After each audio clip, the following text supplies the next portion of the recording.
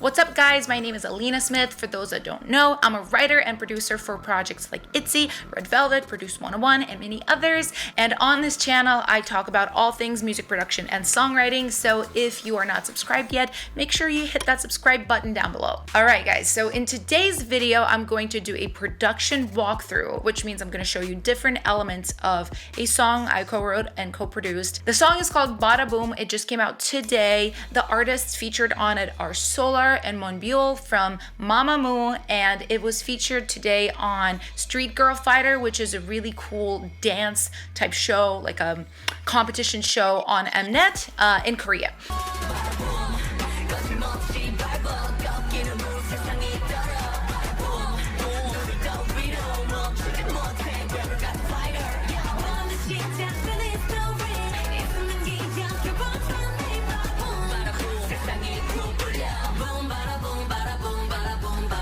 So I'm really excited to show you guys how my friend Gisselle and I produced the song, because it is really unusual even for K-pop, because it has so many changes. It has 2 different pre-choruses. It has tempo changes coming in and out. It goes from 100 BPM to 130 BPM. So it's probably one of the more unusual songs I've ever produced in my entire career. So I'm really excited to jump in, and without further ado, let's just get straight to it.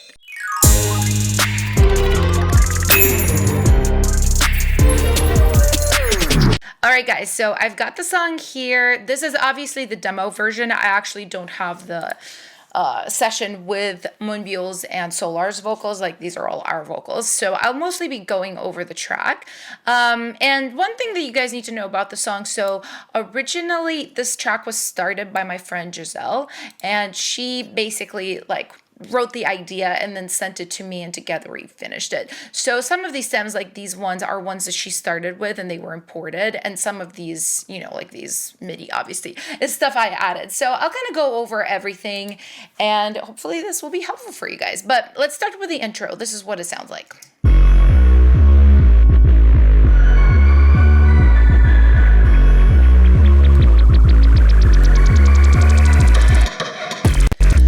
So the bass in the song is kind of like the piece de resistance, right? Is the main element of the song that really is featured instrumentally. So I've layered 2 basses here. I've got a sub, not surprisingly so, doing this. And we got a little bit of distortion here. You guys know I love using sublab for 808s, and unfailingly I did that here in this track as well.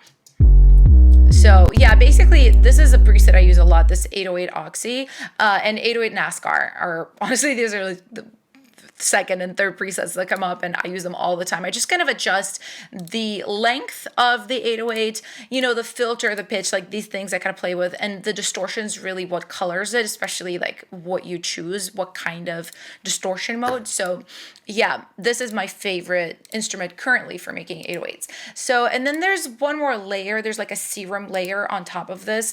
Basically a synth that makes it sound, gives it that distorted, like crunchy sound that it has.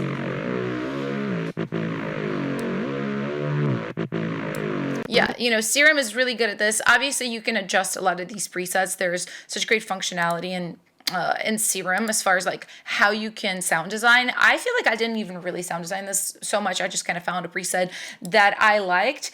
I liked that it was really wide, that it wasn't concentrated in the middle, because the 808 was in the middle and this kind of sat on the sides and like sizzled.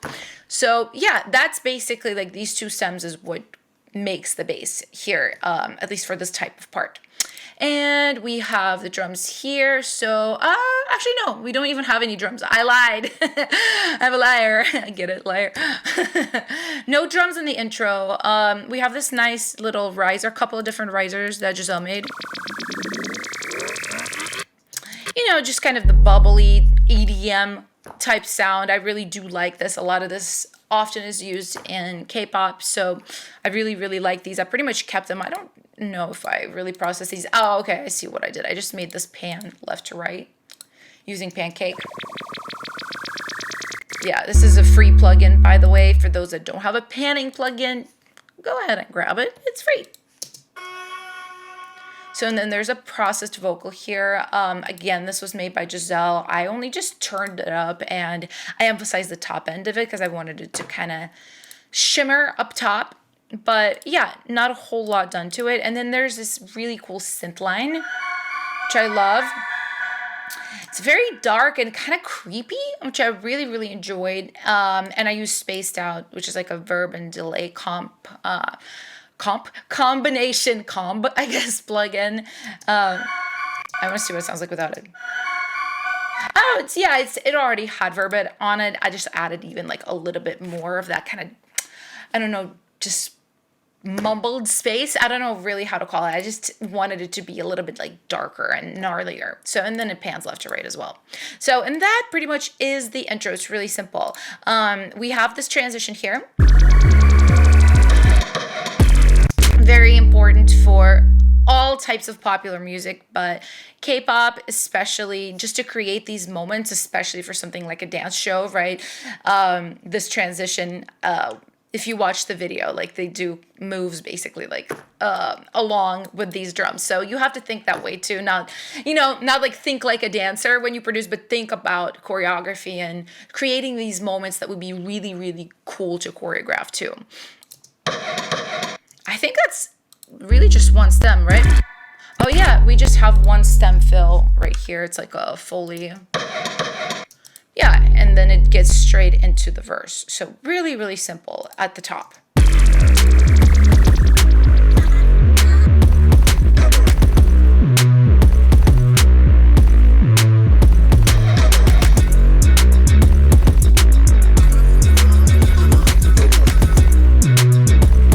Okay, so I do really, really like this, and I see what I did here. So I remember when Gisselle sent me this, she created this really cool vocal. She told me she basically sang this and then processed it to sound like this. But I basically created just chops of this to kind of have it be more of like little moments poking through as opposed to just throughout the whole thing, right? Like if you listen to this part specifically, right? And the reason I didn't want it to hang like this, because it really is cool, like if you enable all of this. But you can kind of see it almost takes the place of a top line, right? Because you have to imagine before you write a top line as a producer or somebody else writes it, like what is the vocal gonna sound like in the song? Is there room for the vocal? And when I heard this, I was like, I love it, but I think I'm just gonna leave like bits and pieces of it because we need space for the rap, which is what we ended up writing here.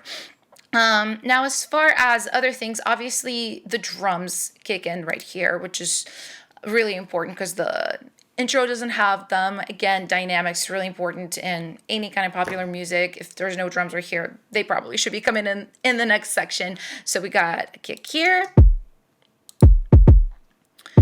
It's two kicks. Let's see what this one's about. Oh, okay. This is like a kick top. So this one is just for that cut, that little click, and that one has the low end information. Very cool, very cool. And then we have a stomp here as well. This is this trick. I use this trick all the time to kind of widen a kick and make it feel like dirtier and more like aggressive. I usually layer a stomp with a kick. The only thing I will do is like kind of take away the low end information because I usually like just one kick to poke out in the low end where you just feel that kind of bass, but everything else is more on the sides or just like top end information like this click. So this one I think is kind of, you see I'm using S1 Imager to spread it to the sides. This one is in the middle, but it's just a click, and this one's on the bottom narrow. So that's kind of like the math behind it of like why this works. And if you listen to this group, that's what it sounds like. So it kind of like sound designed these three things together to be like the kick, basically. So, and then we've got a snare and a clap together, doing this. Yeah, so we've got a little bit of variation. Usually they sound together, on the 2 and 4 of the bar, second and fourth count.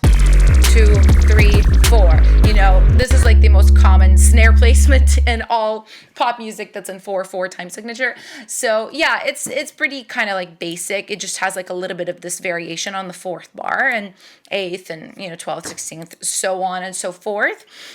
But yeah, I usually like to layer like snares and claps together. Sometimes you create a really cool sound, but yeah, this is a really, really simple one, because sometimes I'll open up my sessions, I'll be like, really, there's like 8 claps layered. This one's just 2. It's pretty simple. So Gisselle also had hi-hats. Oh yeah, she had them going through the verse and the intro. I just brought them in on the second half of the verse to elevate the dynamic kind of subtly. You don't want to like have crazy changes every 8 bars. I feel like that would be excessive, but elevating it just a little bit by bringing in a new part, I think is a vibe. And yeah, it's just a simple hi-hat right here. And I sound designed it a little bit with Transient Designer, which is one of my favorite universal audio plugins. Just kind of got rid of the sustain and increased the attack so it has less decay and more attack. I just wanted it to be really sharp in the mix. That is all. So, and then we have like just a few of these kind of small moments. Like this is really cool metallic Foley that Gisselle made, and then this type of fill figures twice more in the verse. It's kind of like a important part, like an ear catchy part. And then there's also a rim right here, which I really like. It adds an organic element to the drums because everything else is very programmed. It's very like 808s. Very, very much a programmed digital kind of sound. So that adds like a touch of something organic. And also on the second half of the verse, this part comes in as well. She called it a percussion loop because it is percussive. I kind of, in my mind, think of it as like a synth loop. So I don't know if she played this or if this is a loop from like Spice or something. So I'm not really sure, but it was a great part. So I made sure it came in here, on the 4th bar of the verse just to add that dynamic. And that is pretty much it. Pretty much it for the verse. And after that, we are going straight into pre-chorus. Oh, okay, before we go to pre-chorus, let me show you guys this part. So again, like, remember how I talked about memorable transitions? This one also I think is pretty good. Just kind of creating, this bar / half a bar of a moment that's a bit different from what was going on before. For example, the bass, this part, the serum part, the white one drops out, so we just have an 808 for this bar. It's subtle. It isn't like everything stops or anything or something new is introduced, but by taking that away, we're really like creating that moment of spaciousness that it needs before the pre-chorus, because the pre-chorus is like very big, a lot of melody, a lot of energy. So it gives it an ear like a tiny bit of a break before we go there. So yeah, and then there's a bit of a snare fill right here, just to kind of emphasize the moment. And again, that fill from the intro, and that's it. It's very simple, but it's effective, I think.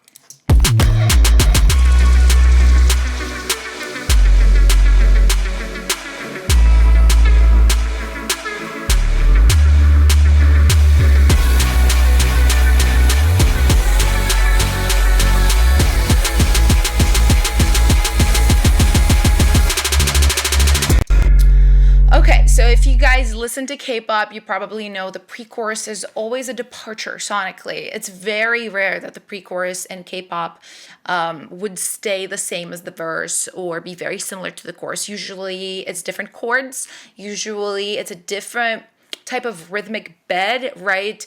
Like this one, we take out that snare on the 2 and the 4 of the bar, and we introduce these type of like claps that speed up that EDM type of thing to get us into the chorus. This is a very common technique, honestly. Like, to be honest with you guys, I've done this on like 40 K-pop songs in the last year. Like that exact same, like building up with claps or a snare into the chorus type of thing. And if you listen to a lot of popular K-pop songs, that's exactly what they do. So this is like a very common technique.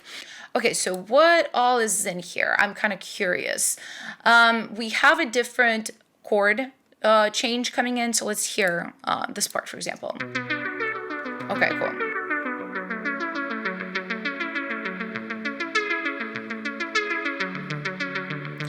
So this is very, very simple. The way I created this ARP is I just played the chords, you know, very clean, very simple. And then I used this plug, or what is this, I guess? Yeah, I guess it's a plug from F9, which is a really cool company that makes specific Ableton instruments.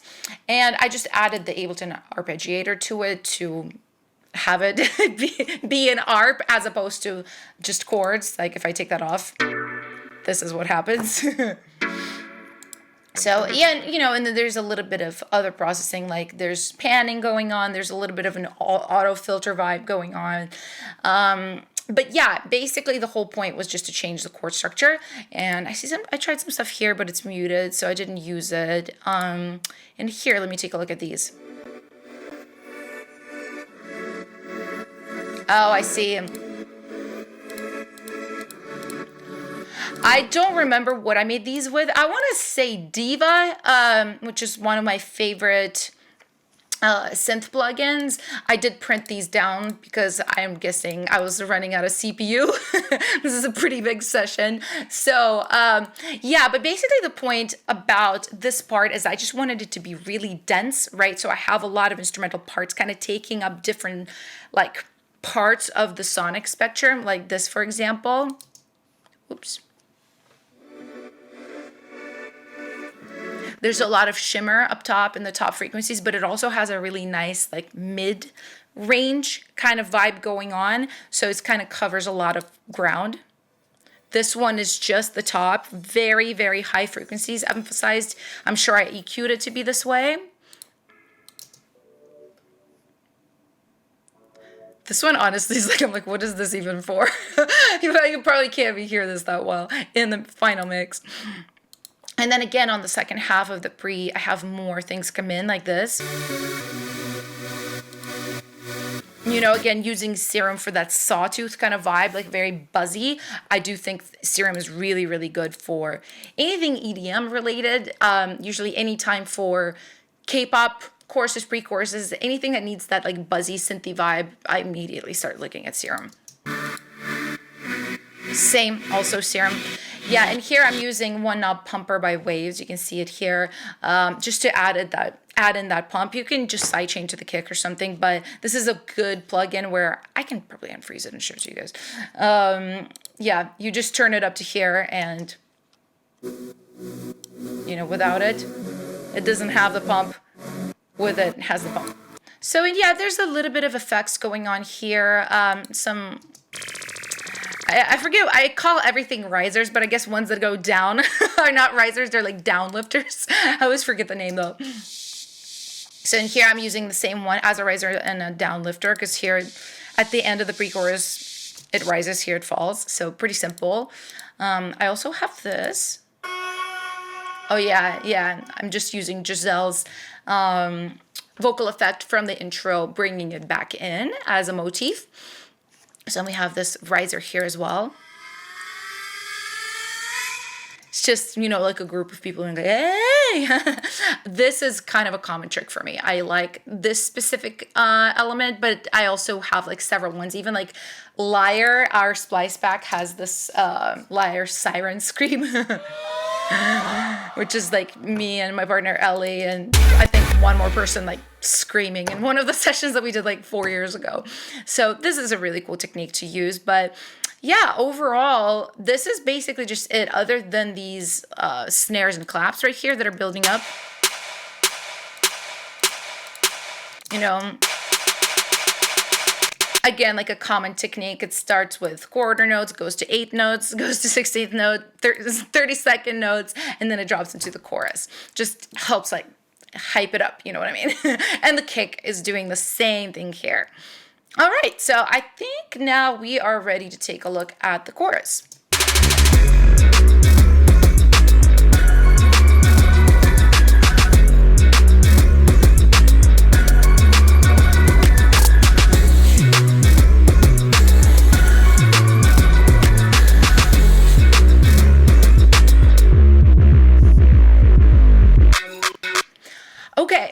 So my thought on hearing this with a little bit of a detachment, because we did produce this like 3 or 4 months ago, is the thing that makes it work for me is it definitely is like a return to the verse, but it does have a chord switch up right here on the 5th bar, and it has like a whole specific part on the 8th bar that goes with the top line, because the top line here, I'll play for you guys for 1 second. Boom, bada boom, bada boom, bada boom, bada boom.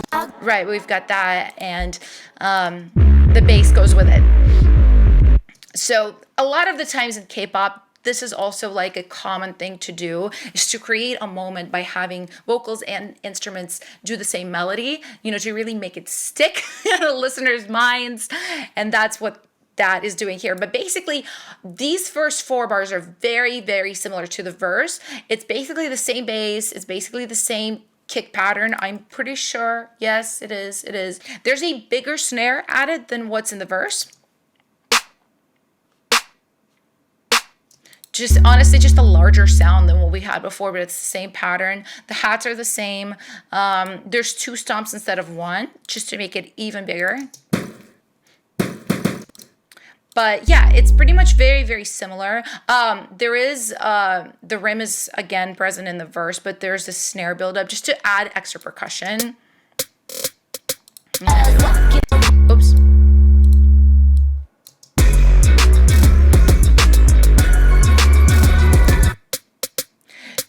K-pop really likes rhythmic, especially for dance music, anything, you know, a group is going to dance to. So this was a big thing. I think this is Giselle's stem, I'm pretty sure. Just adding like more rhythm, not just hats, not just snare, not just kick, but something else extra, I think is a really, really smart move.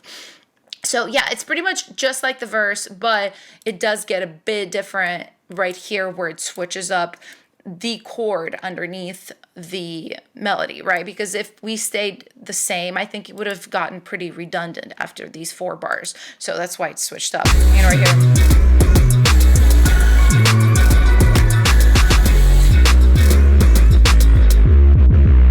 Yeah, and we already went over that part. Yeah, that's pretty much it. You know, there's some background vocals here, like these ahs that I've added. Spread to the sides, kind of shimmery. You know, I'm using center, great plugin by Waves to, you know, push it to left and right and kind of get rid of the center information on here. Yeah, and then there's some gangs going on here. I think this is both me and Gisselle. Yeah, definitely. And I'm using Nectar to create that kind of like glitchy almost sound on it. That's pretty cool. So, and then, yeah, that's pretty much it. That's pretty much the chorus. And right here, after that, we are going into the post-chorus. And this is where things get really, really interesting, because we are introducing a tempo change here. And this was interesting because this is like a free form tempo change. It isn't, you know, it isn't just jumping from 100 BPM to 125. It said at 130. It was 125, right? It's basically gradually getting there. And this was interesting when they asked me for the stems when they were recording this in Korea, because they were like, what is going on right here?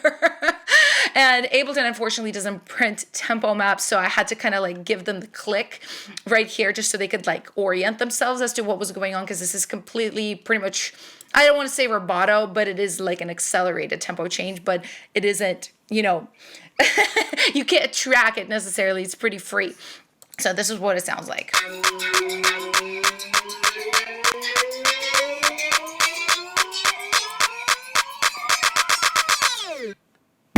Okay, and the way I made this is I did make it in 100 BPM. And then I just added the tempo change afterwards. I made sure that all my samples were, let's see. Yeah, I mean, well, the MIDI obviously is going to follow whatever tempo it is. Is there? Yeah, okay. And this one is the only part that isn't MIDI here. And it's just set to warp complex. So it is basically acting like MIDI. It's following the tempo of the song. So the only part added is this kind of siren. Just to kind of make it a little bit different. This is a very simple part. It's claps, it's that siren, it's that synth loop, and that's honestly it, right? Am I forgetting anything? No, I think that's it.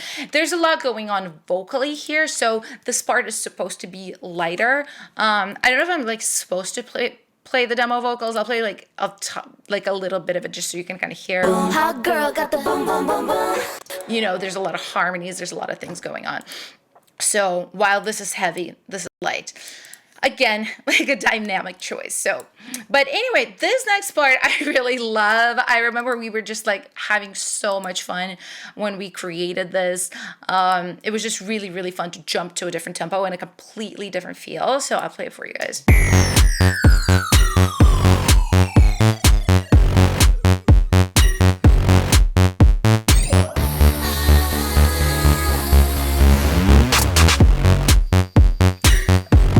This part is honestly still like, it brings a smile to my face because I think it's just such a fun switch up.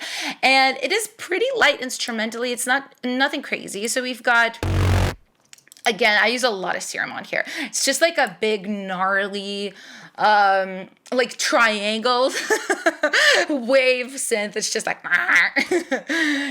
it's not doing anything crazy. It just kind of plays the root at every bar. And right here on the switch up part, it plays like a longer held note. Oh, I forgot that. I forgot that I did add a little bit of pitch bending right here as well. So there's that, and then there's the bass on the and, right? One and one and one and. This is what it's doing right here.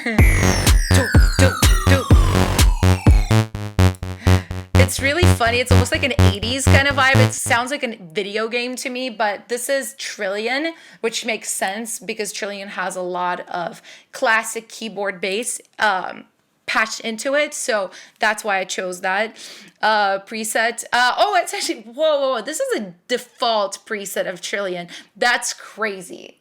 That is actually really, really crazy to me that I just like went with the default patch. I was like, good enough.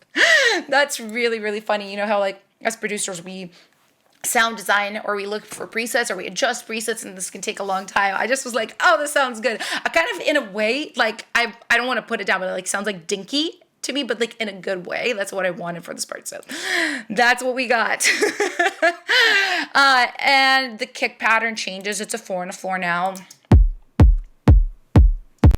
So pretty simple right here. The snare and 2 and 4, very, very similar. We've got this kind of, I don't even know what it is. Just like a weird downlifter. Just, again, it kind of sounds like a video game. I think that's what this whole section felt like. So we chose sounds that were that. Yeah, and that's pretty much it for that part. If you just compare like the waveforms to this or to this, it is pretty light. So, and it's supposed to be like that. That was the whole idea.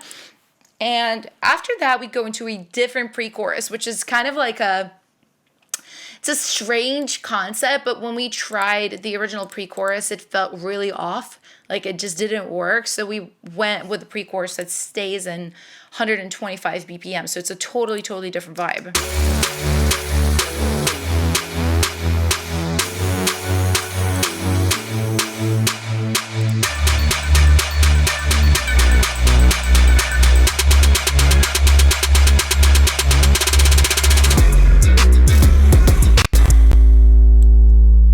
So the concept of the spree is very similar to the first spree. You know, we are building up with the claps and the snares. I do believe these are different chords and different instruments used. Let's take a look. Okay, so we have a Trillion bass. Yeah, obviously, like, again, we're going with a bit of like a throwback vibe. So I chose this vintage type sounding patch on Trillion, really. And then we have the 808 coming in on the second half of the pre. I do this a lot too because I feel like if you start the 808 on the first 4 bars, by the time the second 4 bars roll in, like you've already heard it, like you know what's coming. But if it comes in right here, it's, you know, adding that punch of that low end. It's like, oh yeah, it's getting big, it's building up. Here. Yeah, I think it works. And then there's other things coming in, obviously, on the second half that weren't on the first half. Some glockenspiel kind of arps. Yeah.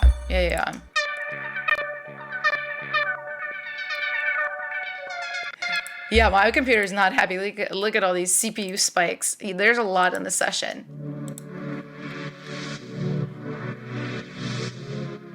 You know, we've got a pad coming through it. Everything I used on this is from the F9 kit. I don't remember the name of the kit, but if you just look them up, they have a lot of these really dope Ableton presets that sound beautiful, and you don't need a third-party plugin to run it, which is really, really cool. So yeah, you know, it's pretty simple. Yeah, we've got our snares, we've got our claps building up here.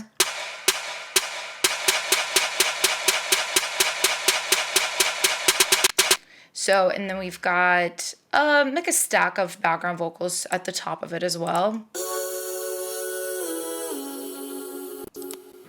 Yeah, and the fun thing that happens here that I love this so much. The last bar right here slows back down to 100 BPM. Like if you listen to this. Just to create kind of a little bit more of a natural transition, we could have stayed here like straight up and then jumped back down to 100, but it would have sounded and felt differently. It wouldn't have had that subtle, like, ooh, boom, slow down effect. This is definitely the first time I've played with these like free form changes, tempo changes like that, but I think it's really, really cool. I really enjoy it. Yeah, and then we pretty much have the chorus after that. Then we have the first beat coming back. It's a little bit different right here. I have the 808 on the first half, and right here I don't, just for something a little bit different dynamically, because we're coming back from this really, really big chorus. So it kind of felt nice to take out the bass and be like, oh, it's a little bit floatier and lighter, and then it comes in on the second half.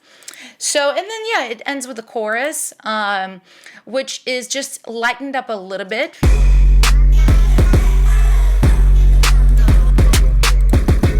So yeah, what this does basically, it takes out our usual bass line right here, and it just creates these whole note, just like boo, just held tonic.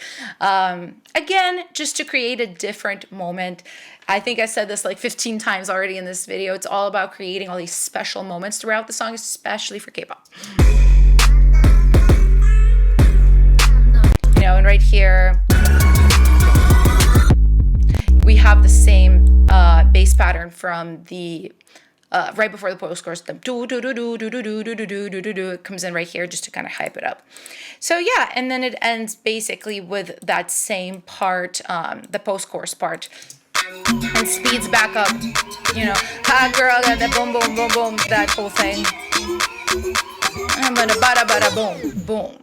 So very, very short, very simple, and a lot of changes. Yeah, and that's pretty much the whole thing, you guys. All right, guys, so that is it. This is how Gisselle and I produced this song. If you guys have any questions, do ask them down below. And if you're not subscribed yet, make sure you do hit that subscribe button, because I have videos coming out all the time about different productions that I've done, about tips for songwriters and producers. So definitely stay tuned for that. And for now, I'm gonna go. So have an amazing day, and I'll see you guys here next time. Bye for now.